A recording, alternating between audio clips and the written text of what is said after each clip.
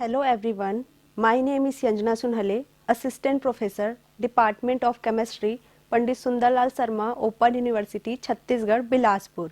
And today's our topic is on long form of the modern periodic table. Their contents are long form of the periodic table, group and subgroup, periods, electronic basis of classification, long form table over Mendel's table, type of elements basis on electronic configuration, type of electrons basis on electric configuration, general characteristic, periodic properties.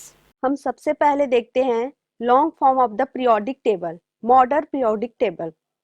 इसमें आधुनिक आवर्त नियम कहता है कि तत्वों के भौतिक एवं रासायनिक गुण उनके परमाणु क्रमांक जेड के आवर्त फलन होते हैं, न कि परमाणु द्रव्यमान के। यह नियम हेनरी मोसले के एक्सरे प्रयोग तथा बोर के परमाणु मॉडल पर आधारित है। इससे यह स्पष्ट होता है कि तत्वों के गुणों का वास्तविक कारण इलेक्ट्रॉनों की व्यवस्था है। उसके बाद हम देखेंगे स्ट्रक्चरल आर्किटेक्चर के बारे में। आधुनिक आवर्त सारणी की संरचना, जो हमारा पीरियोडिक टेबल है, उसमें 7 पीरियड्स और 18 ग्रुप्स होते हैं। 7 क्षैतिज पंक्तियां होती है और 18 ऊर्ध्वाधर स्तंभ होते हैं। इसमें जो आवर्त होते हैं, पीरियड्स होते हैं, वो हमें यह दर्शाता है कि तत्वों में कितने इलेक्ट्रॉन कोष हैं, तथा ग्रुप हमें यह दर्शाता है कि तत्वों में समान संयोजी इलेक्ट्रॉन होते हैं, तथा प्रत्येक समूह, प्रत्येक आवर्त, पीरियड्स यह दर्शाता है कि तत्वों में कितने इलेक्ट्रॉन कोष, सेल होते हैं। प्रत्येक समूह, ग्रुप्स के तत्वों में समान संयोजी इलेक्ट्रॉन होते हैं, इसलिए इसके रासायनिक गुण भी समान होते हैं। उसके बाद हम देखेंगे इनर ट्रांजिशन सीरीज के बारे में। लेंथेनाइड 4f एवं एक्टेनाइड 5f तत्वों को सारणी के नीचे रखा गया है। इसका कारण यह है कि सारणी की सममिति बनाए रखना और f ऑर्बिटल में इलेक्ट्रॉन भराव को स्पष्ट दिखाना। इन्हें आंतरिक संक्रमण तत्व कहा जाता है। उसके बाद देखते हैं हम क्लासिफिकेशन बाय ऑर्बिटल ब्लॉक्स। जो पीरियोडिक टेबल है, मॉडर्न पीरियोडिक टेबल है, उसको 4 ब्लॉक्स में बांटा गया है, S block, P block, D block, F block. इसको हम आगे की स्लाइड में देखेंगे। उसके बाद ग्रुप्स एंड सब ग्रुप्स। ग्रुप्स 1 to 18 तक ग्रुप्स में बटा हुआ है हमारा पीरियोडिक टेबल। एक ही समूह के तत्वों का संयोजी इलेक्ट्रॉनिक विन्यास समान होता है। इसको हम एग्जाम्पल से समझ सकते हैं। Lithium, sodium, potassium, rubidium, caesium, इन सारे का इलेक्ट्रॉनिक विन्यास NS1 होता है। साथ ही साथ ये +1 ऑक्सीडेशन स्टेट भी बनाते हैं, +1 आयंस भी फॉर्म करते हैं। वैसे सब ग्रुप क्या होता है, हमारा जो ओल्ड पीरियोडिक टेबल है उसमें ए और बी को सब ग्रुप के फॉर्म में लिया गया था। ए सब ग्रुप में एस ब्लॉक और पी ब्लॉक आते हैं। साथ ही बी सब ग्रुप में जितने भी ट्रांजिशन मेटल है, डी ब्लॉक के तत्व हैं, उनको लिया गया है। जैसे कि एग्जाम्पल के लिए हम देख सकते हैं 17वें ए के जो सारे तत्व हैं वो हेलोजन ग्रुप हैं। वैसे ग्रुप सी बी में ट्रांजिशन मेटल्स प्रेजेंट है। इसको हम आगे इमेज में देखेंगे। तो ये हमारा मॉडर्न पीरियोडिक टेबल है। इसमें हम देख सकते हैं कि 7 जो है पीरियड्स है, 1 2 3 4 5 6 7। ये लेफ्ट से राइट तक हमारा 7 पीरियड है और टॉप से बॉटम ये हमारा 18 क्या है, ग्रुप्स है। 18 ग्रुप्स है। ये हमारा मॉडर्न पीरियोडिक टेबल है।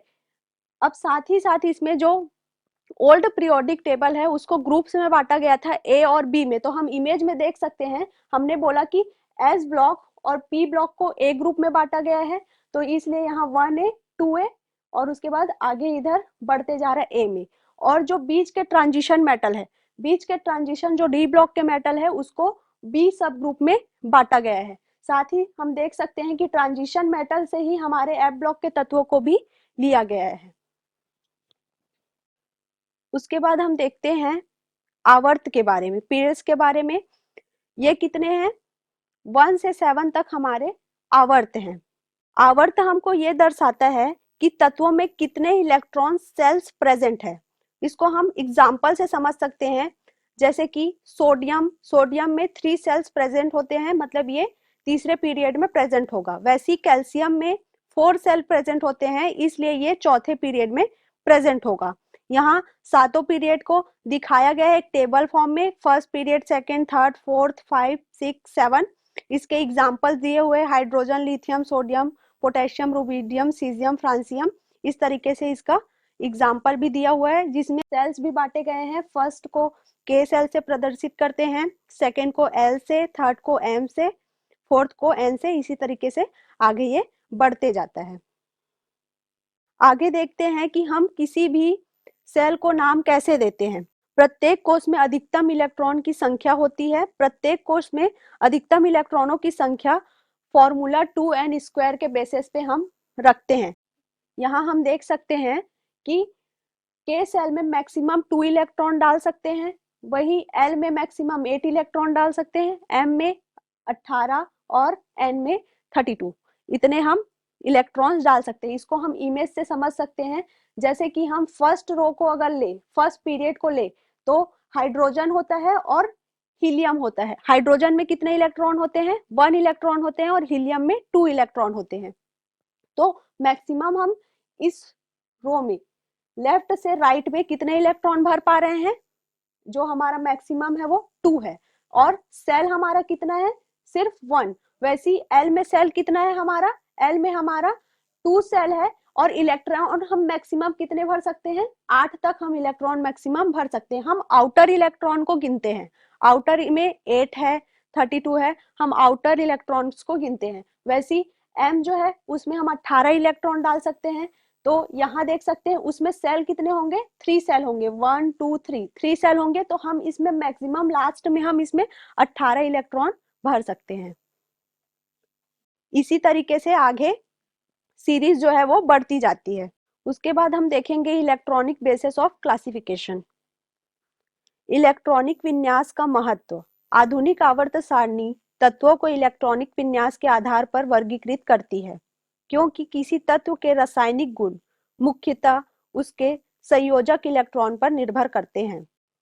यहाँ हम देख सकते हैं कि इलेक्ट्रॉनिक कॉन्फ़िगरेशन के बेसिस पे उसको क्लासिफाई किया गया है। तो S block, P block, D block और एफ ब्लॉक है। तो इसका जनरल जो कॉन्फ़िगरेशन है, जो लास्ट आउटर इलेक्ट्रॉन का जो कॉन्फ़िगरेशन है, उसको दिखाया गया यहाँ। NS1 से 2 इलेक्ट्रॉन डाल सकते हैं, 1 या 2 आएगा। वैसी पी ब्लॉक में क्या होगा? NS2 NP 1 से 6 तक हम इसमें इलेक्ट्रॉन डाल सकते हैं। उसके बाद डी ब्लॉक का जो जनरल कॉन्फ़िगरेशन का फॉर्मूला क्या होगा? N-1। डी में जो है 1 से 10 तक हम इलेक्ट्रॉन डाल सकते हैं। वैसी NS में हम 0 से लेके 2 तक इलेक्ट्रॉन डाल सकते हैं। उसके बाद एफ ब्लॉक का जनरल फॉर्मूला होगा N-2, और एफ में हम 1 से 14 तक इलेक्ट्रॉन डाल सकते हैं, और NS2 में हम 2 इलेक्ट्रॉन डाल सकते हैं। अब इसको किस बेसिस पे हम एलिमेंट्स को बांटे हुए हैं पीरियोडिक टेबल में? जो लास्ट आउटर जो इलेक्ट्रॉन है वो कौन से हमारे जनरल जो कॉन्फ़िगरेशन है उसमें आ रहा है। जैसे कि एस ब्लॉक के तत्वों में जितने भी लास्ट इलेक्ट्रॉन है वो 1s कॉन्फ़िगरेशन हमको दिखाता है, प्रदर्शित करता है। जो हमारे एस ब्लॉक के तत्व है 1 से 2 इलेक्ट्रॉन, 1 से 2 इलेक्ट्रॉन उसमें डाला जाता है। जैसे कि जो लास्ट इलेक्ट्रॉन होता है वो s ऑर्बिटल में रहेगा। तो हम एग्जाम्पल देख सकते हैं सोडियम और मैग्नीशियम का। इसमें 3s1 इलेक्ट्रॉनिक कॉन्फ़िगरेशन होता है, और Mg में 3s2 इलेक्ट्रॉनिक कॉन्फ़िगरेशन होता है। सेम वैसी P में भी ऐसे जो एलिमेंट्स होते हैं जिसके आउटर जो इलेक्ट्रॉन है वो हमको इस तरीके से जनरल कॉन्फ़िगरेशन दिखाते हैं। हमारे जो आउटर इलेक्ट्रॉन है वो p ऑर्बिटल में जाते हैं, तो वो हमारे p ब्लॉक के तत्व कहलाते हैं। सेम डी ब्लॉक में भी जो लास्ट आउटर जो इलेक्ट्रॉन होता है वो डी ऑर्बिटल में जाता है, और हमको इस तरीके से जनरल कॉन्फ़िगरेशन दिखाता है। वो हमारे डी ब्लॉक के एलिमेंट होंगे, और एफ ब्लॉक के एलिमेंट इस तरीके से हमको जनरल कॉन्फ़िगरेशन दिखाता है। इसको हम एग्जाम्पल में देख सकते हैं। इस इमेज से हम समझ सकते हैं, जैसे कि यहाँ एस ब्लॉक के तत्वों को दिखाया गया है। इस पीरियोडिक टेबल को 4 ब्लॉक्स में बांटा गया है। ये जो 2 ग्रुप्स हैं वो हमारे एस ब्लॉक है, बीच वाले हमारे डी ब्लॉक है, उसके बाद ये हमारा पी ब्लॉक है और नीचे वाला हमारा सारा एफ ब्लॉक है। तो इसमें हम इलेक्ट्रॉनिक कॉन्फ़िगरेशन देखेंगे तो ये लास्ट के जो आउटर सेल के यहाँ देख सकते हैं, इस वाले जो ग्रुप हैं सबके लास्ट जो इलेक्ट्रॉन है उसका इलेक्ट्रॉनिक कॉन्फ़िगरेशन क्या होगा, S1 S1 S1 इस तरीके से होगा। बस सामने में n की जो वैल्यू है वो चेंज होते जाएगी। सेम उसी तरीके से हम इसके सेकेंड ग्रुप का भी देख सकते हैं, इसमें S2 ऐसे हमारा जो लास्ट जो कॉन्फ़िगरेशन है वो दिखेगा। सिमिलरली इसको हम कॉन्फ़िगरेशन जो इलेक्ट्रॉनिक कॉन्फ़िगरेशन हमको बनाना रहता है उसको हम बहुत इजीली इसी तरीके से हम याद भी कर सकते हैं। जैसे कि हम लास्ट का इसको हम याद करना अगर हमको होगा तो 3D4S ले लेंगे। 3D4S सब में हो जाएगा। अब इलेक्ट्रॉन की संख्या बस बदलती जाएगी। जैसे कि इसमें क्या हो जाएगा, S में सब में आप पहले 2 भर लेना, उसके बाद D में कैसे डालेंगे, D में हम एक एक इलेक्ट्रॉन जो लास्ट जो इलेक्ट्रॉन है लास्ट कॉन्फ़िगरेशन है उसमें D में एक एक इलेक्ट्रॉन बढ़ते जाएगा। देखिए इसमें 1 होगा, 2 3 4 5 6 ऐसे हो जाएगा। लेकिन अब देखेंगे कि हमको पता है कि जो पूर्ण पूरित और अर्ध पूरित जो कक्षक होते हैं वो ज्यादा स्टेबल होते हैं, इसलिए हमारा जो क्रोमियम और कॉपर का है इसमें से ये क्या करेगा, S में जो 2 इलेक्ट्रॉन है उसके एक इलेक्ट्रॉन को D ब्लॉक में भर लेगा ताकि हमारा जो D ब्लॉक है वो अर्धपूरित हो जाए और स्टेबल हो जाए। सेम कॉपर में भी यही होगा, S से एक इलेक्ट्रॉन D में चला जाएगा ताकि वो D जो ब्लॉक है वो पूरी तरह से पूर्ण पूरित हो जाए और वो स्टेबिलिटी को प्राप्त कर ले।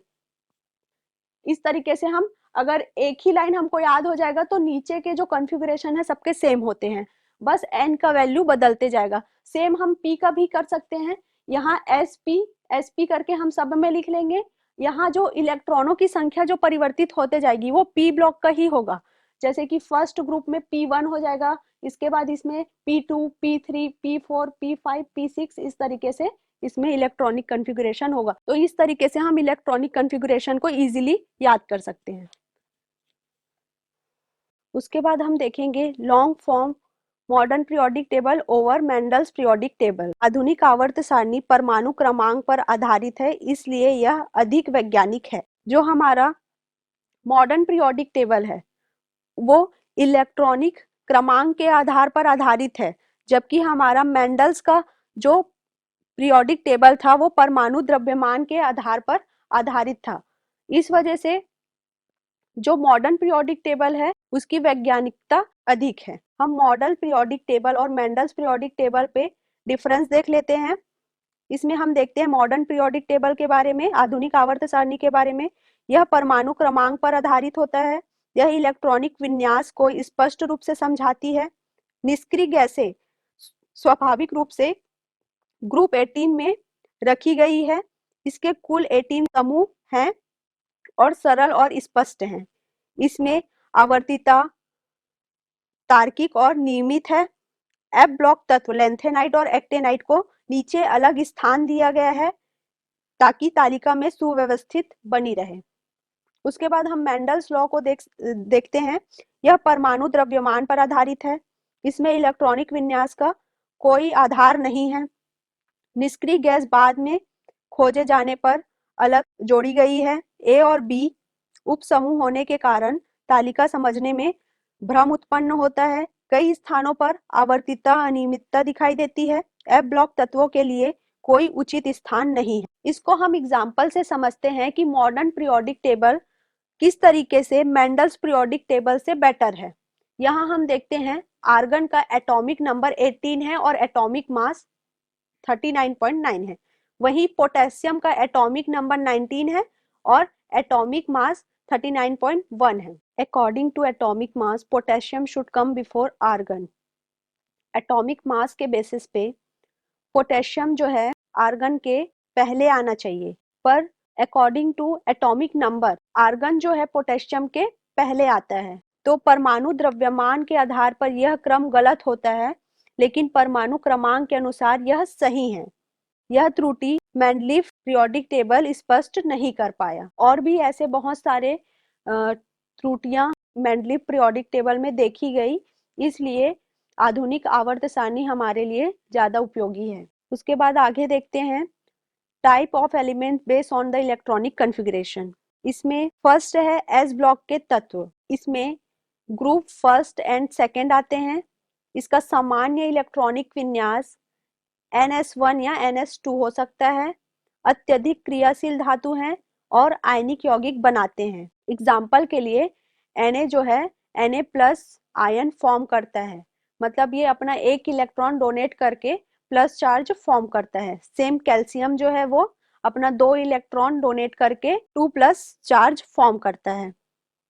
उसके बाद पी ब्लॉक तत्व, इसका जो जनरल कॉन्फ़िगरेशन है NH2 NP NP में हमारे 1 से लेके 6 तक इलेक्ट्रॉन हम भर सकते हैं p ऑर्बिटल में। इसमें धातु अधातु एवं उपधातु सम्मिलित होते हैं। मुख्यतः संयोजक बंध बनाते हैं, कोवेलेंट बॉन्ड ये जनरली फॉर्म करते हैं। इसको हम एग्जाम्पल से समझ सकते हैं। इसमें कार्बन, क्लोराइड और ऑक्सीजन वाले ग्रुप आते हैं। इसमें देख सकते हैं कार्बन का इलेक्ट्रॉनिक कॉन्फ़िगरेशन क्या है, 2s2 2p2। वही क्लोरीन का 3s2 3p5, ऑक्सीजन का 2s2 2p4। आगे देखते हैं डी ब्लॉक तत्व, इसी को हम संक्रमण तत्व भी बोलते हैं। इसका जनरल जो फॉर्मूला होता है कॉन्फ़िगरेशन का वो n-1। डी में जो है हम 1 से लेके 10 तक इलेक्ट्रॉन भर सकते हैं। वही NS में हम 1 से 2 इलेक्ट्रॉन भर सकते हैं। इसमें परिवर्ती ऑक्सीकरण अवस्थाएं पाई जाती है। इसके जो एलिमेंट्स होते हैं वो परिवर्तन ऑक्सीडेशन स्टेट दिखाता है। कभी ये 2 इलेक्ट्रॉन डोनेट कर देगा, कभी 3 इलेक्ट्रॉन डोनेट कर देगा। इस तरीके से इसमें जो ऑक्सीडेशन स्टेट है वो परिवर्तित होते रहता है। साथ ही साथ इसमें एफ सेंटर भी मिलने के वजह से इसके जो यौगिक है वो कलरफुल होते हैं। यहाँ देख सकते हैं एग्जाम्पल में Fe जो है कभी Fe2+ बना रहा है या फिर ये Fe3+ बना रहा है, 3+ आयन बना रहा है। वैसी कॉपर जो है वो Cu2+ बनाने के वजह से एक ब्लू सॉल्यूशन हमको मिलता है। एफ ब्लॉक तत्व के बारे में हम देखते हैं। इसको इनर ट्रांजिशंस भी कहते हैं। इसका जो जनरल कॉन्फ़िगरेशन है वो जो n-2 F जो है, F में हम 1 से लेके 14 तक इलेक्ट्रॉन भर सकते हैं। और पीरियोडिक टेबल में जो नीचे में F ब्लॉक को रखा गया है इसमें लैंथेनाइड और एक्टिनाइड आते हैं। मोस्टली ये रेडियो एक्टिव एलिमेंट्स होते हैं। इसके एग्जाम्पल में हम यूरेनियम और सीरियम को ले सकते हैं। इनका जनरली हम नाभिकीय ऊर्जा बनाने में उपयोग करते हैं या न्यूक्लियर्स बॉम्ब ये सब बनाने में हम एफ जो एलिमेंट्स हैं, एफ ब्लॉक के एलिमेंट्स है उसका हम यूज करते हैं। उसके बाद हम देखते हैं जनरल कैरेक्टरिस्टिक ऑफ और ब्लॉक्स। फर्स्ट है एस ब्लॉक एलिमेंट। इसका जो प्रकृति है ये तत्व नरम चमकीली धातु होती है तथा इसका घनत्व कम होता है। क्रियाशीलता, इसकी आयनीकरण ऊर्जा कम होती है, इसलिए ये अत्यधिक क्रियाशील होते हैं और आसानी से इलेक्ट्रॉन खोकर प्लस या फिर 2+ आयंस का फॉर्म कर लेते हैं। रासायनिक व्यवहार, ये शक्तिशाली अपचायक होते हैं। विशेष रूप से क्षारीय धातु जल के साथ तीव्र अभिक्रिया करके हाइड्रोजन गैस और हाइड्रोक्साइड बनाती है। एग्जाम्पल के लिए सोडियम को ले लेते हैं। सोडियम को तेल में रखा जाता है क्योंकि यह वायु और नमी के साथ शीघ्रता क्या कर लेती है, रिएक्शन कर लेती है। उसके बाद हम देखते हैं पी ब्लॉक एलिमेंट के बारे में। ग्रुप 13 18 तक के जितने भी एलिमेंट है वो हमारे पी ब्लॉक के एलिमेंट्स है। इस ब्लॉक के धातु पी ब्लॉक में जनरली धातु अधातु और उपधातु सभी पाए जाते हैं। पी ब्लॉक के तत्व जनरली इलेक्ट्रॉनों की साझेदारी द्वारा संयोजक यौगिक बनाते हैं। ऑक्साइड का स्वभाव, धातुओं के ऑक्साइड प्रायः अम्लीय होते हैं। इसको हम एग्जाम्पल से समझ सकते हैं। कार्बन स्थिर संयोजक यौगिक जैसे CH4 और CCl4 बनाता है तथा कार्बनिक रसायन का आधार है। उसके बाद हम डी ब्लॉक तत्व संक्रमण धातु के बारे में देखते हैं। भौतिक गुण, ये कठोर धातु होते हैं, इसका गलनांक अधिक होता है और ये ऊष्मा एवं विद्युत के अच्छे चालक होते हैं। रासायनिक व्यवहार, ये विभिन्न ऑक्सीकरण अवस्था दर्शाती है, प्रायः रंगीन यौगिक बनाती है। उत्प्रेरक गुण, डी कक्षकों की उपलब्धता के कारण अच्छे उत्प्रेरक होते हैं। एग्जाम्पल के लिए हम समझ सकते हैं आयरन जो है अमोनिया के निर्माण में हाइबर प्रक्रिया में उत्प्रेरक के रूप में प्रयोग किया जाता है। फिर देखते हैं एफ ब्लॉक के तत्वों के बारे में, लैंथेनाइट्स एवं एक्टिनाइट्स। इसकी प्रकृति, इन्हें आंतरिक संक्रमण तत्व कहा जाता है। इनमें अंतिम इलेक्ट्रॉन एफ कक्षक में प्रवेश करता है। इसके जो गुण हैं, इनका परमाणु आकार बड़ा, घनत्व अधिक तथा चुंबकीय गुण प्रबल होता है। एक्टिनाइट, अधिकांश एक्टिनाइट तत्व रेडियोधार्मिक तत्व होते हैं। इसके एग्जाम्पल में देखते हैं लैंथेनाइट। इसका उपयोग कैमरा लेंस और प्रकाशीय उपकरण के लिए किया जाता है। उसके बाद हम देखते हैं पीरियोडिक प्रॉपर्टीज के बारे में, जिसमें फर्स्ट है एटॉमिक रेडियस, परमाणु त्रिज्या। इसमें पीरियड्स जो है, आवर्त में लेफ्ट से राइट साइड जाने पर एटॉमिक रेडियस जो है डिक्रीज होती है। साथ ही टॉप से बॉटम में जाने पर एटॉमिक रेडियस जो है इंक्रीज होती है। यहाँ देख सकते हैं एटॉमिक रेडियस जो होता है वो लेफ्ट से राइट साइड जाने पे, पीरियड्स में लेफ्ट से राइट साइड जाने पे इसका जो एटॉमिक रेडियस है वो डिक्रीज हो रहा है, जबकि टॉप से बॉटम में जाने पर एटॉमिक रेडियस है इंक्रीज हो रहा है। तो इसका रीजन क्या होता है? हमको पता है कि हमारे जो नाभिक में जितने पॉजिटिव चार्ज होते हैं उतने आउटर सेल्स में इलेक्ट्रॉन होते हैं। तो जब पीरियड्स में फर्स्ट से लेके आगे बढ़ते जाएगा तो इसमें चार्जेस जो है वो बढ़ते जाएगा, न्यूक्लियर चार्जेस भी बढ़ते जाएगा, इलेक्ट्रॉन बढ़ेगा तो नाभिक में भी पॉजिटिव चार्ज बढ़ते जाएगा। तो यहाँ जो लास्ट साइड के जो फ्लोरीन, ऑक्सीजन, ये सारे ग्रुप्स हैं, उसके जो नाभिक में पॉजिटिव चार्ज इंक्रीज हो जाएगा और इंक्रीज होने की वजह से वो आउटर सेल के इलेक्ट्रॉनों को अधिक अपनी तरफ आकर्षित करके रखेंगे, जिसके वजह से इनकी जो साइज है वो डिक्रीज हो जाएगी। साथ ही साथ हम यहाँ देखेंगे कि यहाँ चार्जेस तो बढ़ेगा लेकिन सेल जो है, सेल वो भी बढ़ते जाएगा। सेल बढ़ने की वजह से आउटर सेल के इलेक्ट्रॉन को चार्ज जो है अपनी तरफ आकर्षित नहीं कर पाएगा, यहाँ सेल्स की संख्या बढ़ जाएगी। फिर next ionic radius, size of an atom after losing और गेन इलेक्ट्रॉन। इसमें हम देखते हैं, फर्स्ट में हमने एटॉमिक रेडियस के बारे में देखा। अब आयनिक रेडियस क्या होता है कि जब कोई एटम जो है वो एक इलेक्ट्रॉन को या तो लूज कर देगा, किसी को डोनेट कर देगा, या फिर किसी से वो इलेक्ट्रॉन ले लेगा। अगर किसी को वो इलेक्ट्रॉन डोनेट करेगा तो वो प्लस चार्ज बनाएगा। अब प्लस चार्ज जो होता है एक नॉर्मल एटम से उसका साइज क्या हो जाएगा? डिक्रीज हो जाएगा, छोटा हो जाएगा। वही हम देखेंगे कि जो माइनस चार्ज है वो किसी से इलेक्ट्रॉन लेके अपने नॉर्मल एटम के साइज से क्या हो जाएगा? बड़ा हो जाएगा, उसका साइज जो है इंक्रीज हो जाएगा। यहाँ हम इमेज से समझ सकते हैं कि जो हमारा सोडियम है वो एक इलेक्ट्रॉन डोनेट करके अपने नॉर्मल साइज से क्या हो गया? छोटा हो गया।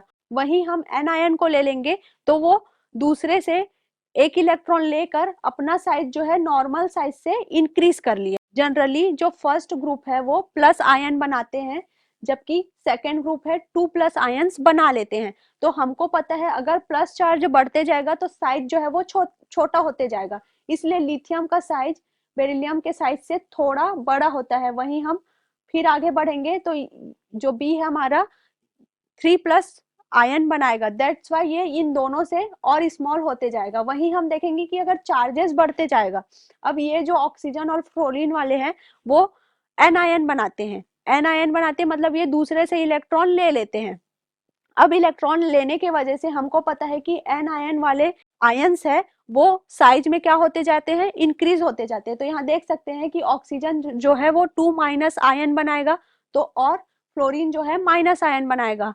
तो इस वजह से इनके साइज में इस तरीके से डिफरेंस देखा जाएगा, ये साइज में इंक्रीज हो जाएंगे अपने नॉर्मल एटम से। उसके बाद हम देखेंगे आयनाइजेशन एनर्जी के बारे में। Definition, energy required to remove the outermost electron from a gaseous atom. इसमें पीरियड्स में जो है लेफ्ट से राइट साइड जाने पर आयनाइजेशन एनर्जी जो है इंक्रीज होती है, जबकि बॉटम से टॉप में जाने पर, ग्रुप में बॉटम से टॉप में जाने पर हमारा आयनाइजेशन एनर्जी इंक्रीज होता है। यहाँ हम समझते हैं आयनाइजेशन एनर्जी के बारे में। आयनाइजेशन एनर्जी क्या होता है? किसी भी एलिमेंट के आउटर मोस्ट इलेक्ट्रॉन को निकालने के लिए हमको जो एनर्जी लगती है उसको हम आयनाइजेशन एनर्जी कहते हैं। अब हम देख सकते हैं, हमने इससे पहले एटॉमिक रेडियस के बारे में पढ़ा था।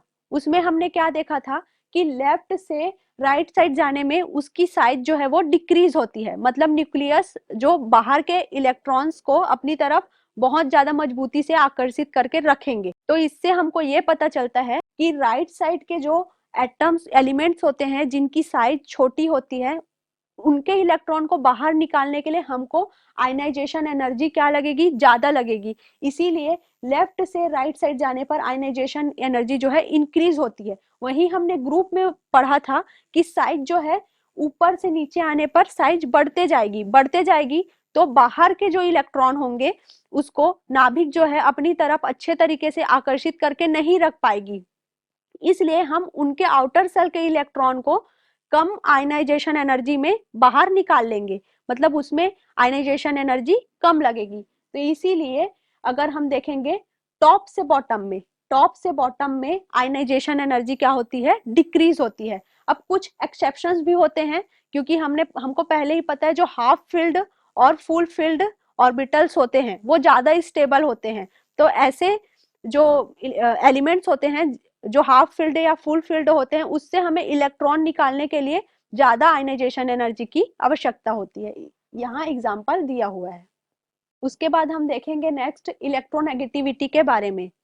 इसमें जनरली हम देखते हैं कि जो एटम है वो अपने आउटर इलेक्ट्रॉन को कितने पावर से अपनी तरफ आकर्षित करके रखा हुआ है। जो लास्ट आउटर इलेक्ट्रॉन है उसको, जो नाभिक है वो कितने पावर से अपनी तरफ अट्रैक्ट करके रखा हुआ है, उसको हम इसमें देखते हैं। तो जनरली ये भी साइज के बेस पर ही बटा हुआ है कि हमको पता है कि लेफ्ट से राइट जाने पर साइज जो है डिक्रीज होती है, वहीं टॉप से नीचे बॉटम पे आने पर साइज जो है इंक्रीज होती है। तो अब इलेक्ट्रोनेगेटिविटी जो एनर्जी है उसके बारे में हम देखेंगे। तो साइज जो है, जो हमारा राइट साइड जितने भी एलिमेंट है उसका साइज जो है छोटा होता है। तो साइज छोटे होने के वजह से उससे हम इलेक्ट्रॉन जो है नाभिक की ओर ज्यादा आकर्षित होता है, तो इसलिए इसका इलेक्ट्रोनेगेटिविटी ज्यादा होती है। इससे हम इलेक्ट्रॉन को इजीली बाहर नहीं निकाल पाते। वहीं अगर हम नीचे के जो ग्रुप में अगर हम नीचे के एलिमेंट्स को देखेंगे तो इसकी जो साइज बड़ी होती है, बड़े होने के वजह से हम इसके इलेक्ट्रॉन को इजीली निकाल पाएंगे। ये उतना जो नाभिक है वो आउटर इलेक्ट्रॉन्स को उतना अट्रैक्ट करके नहीं रख पाएगा। तो इलेक्ट्रोनेगेटिविटी इंक्रीज हो रहा है या डिक्रीज हो रहा है उसको हम देख सकते हैं कि लेफ्ट से राइट जाने पर इलेक्ट्रोनेगेटिविटी इंक्रीज होती है, बॉटम से टॉप पर जाने पर हमारा इलेक्ट्रोनेगेटिविटी इंक्रीज होता है। यहाँ एग्जाम्पल में हम देखते हैं कि हमारा जो फ्लोरीन है, फ्लोरीन की साइज सबसे छोटी होने के वजह से इसमें इलेक्ट्रोनेगेटिविटी सबसे ज्यादा पाई जाती है। इलेक्ट्रॉन एफिनिटी, इसको हम समझते हैं कि लेफ्ट से राइट में पीरियड में आवर्त में लेफ्ट से राइट में इंक्रीज होता है, जबकि बॉटम से टॉप में अगर हम ग्रुप में देखें तो बॉटम से टॉप में हमारा इलेक्ट्रॉन एफिनिटी इंक्रीज होता है। लेकिन यहाँ हमको पता है कि फ्लोराइड का साइज बहुत ज्यादा छोटा होता है, इसलिए ये इजीली दूसरे से इलेक्ट्रॉन ले भी नहीं पाएगा ड्यू टू रिपल्सन के वजह से, जबकि क्लोरीन जो है इजीली किसी से भी इलेक्ट्रॉन ले लेगा। यहाँ हम देखते हैं इलेक्ट्रॉन एफिनिटी। इलेक्ट्रॉन एफिनिटी में हम जनरली लेफ्ट से राइट साइड में इलेक्ट्रॉन एफिनिटी इंक्रीज होता है और बॉटम से टॉप में अगर हम ग्रुप में देखें बॉटम से टॉप में हमारा इलेक्ट्रॉन एफिनिटी इंक्रीज होता है। तो उस हिसाब से हमारा जो है एफ और सी को एक्सेप्शन के रूप में लिया गया है।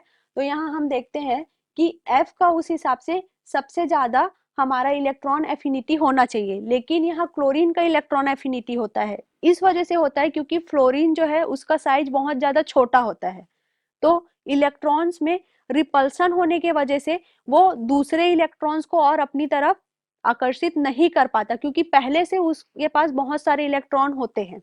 इसलिए क्लोरीन जो है वो बाहर से इलेक्ट्रॉन इजीली ले लेता है और एनायन का फॉर्मेशन कर लेता है, इसलिए क्लोरीन में इलेक्ट्रॉन एफिनिटी ज्यादा होती है फ्लोरीन से। उसके बाद हम देखते हैं metal and non metallic characters के बारे में हम देखेंगे।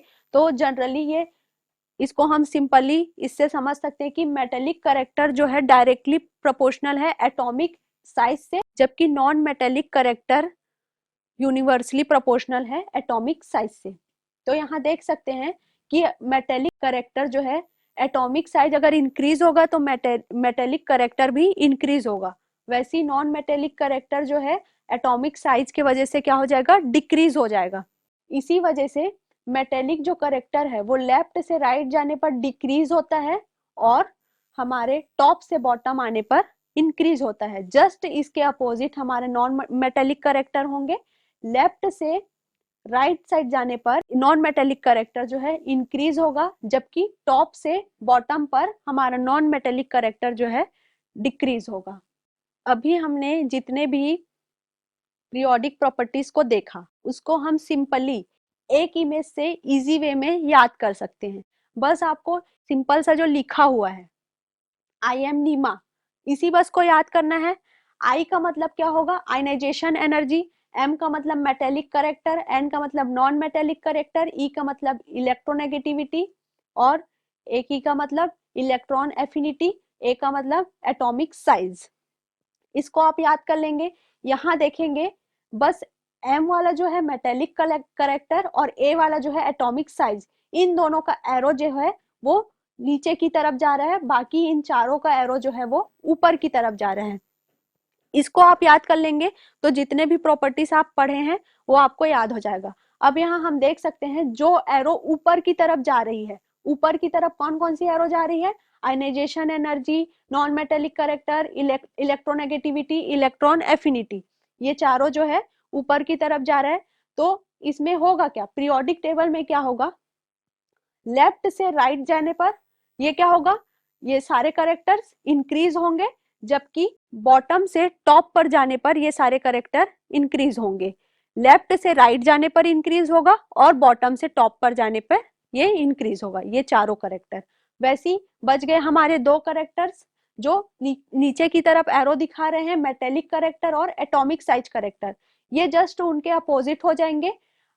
टॉप से बॉटम पे आने पर क्या होगा, ऊपर से नीचे आने पर ये क्या होगा, इंक्रीज होगा, और राइट से लेफ्ट जाने पर जस्ट उल्टा, राइट से लेफ्ट जाने पर क्या होगा, ये दो कैरेक्टर इंक्रीज होंगे। तो आप ये सिंपल इमेज से जो यहाँ दिया हुआ है उससे आप इस जितने भी हमने पीरियोडिक प्रॉपर्टीज को देखा है उसको आप इजीली इससे याद कर पाएंगे। जितने भी हमने पीरियोडिक प्रॉपर्टीज देखा है उसको इस इमेज से सिंपली आप इजी वे में याद कर पाएंगे। Thank you so much. तो आज की हमारी क्लास यहीं खत्म होती है और आगे के टॉपिक्स को हम नेक्स्ट क्लास में कवर करेंगे।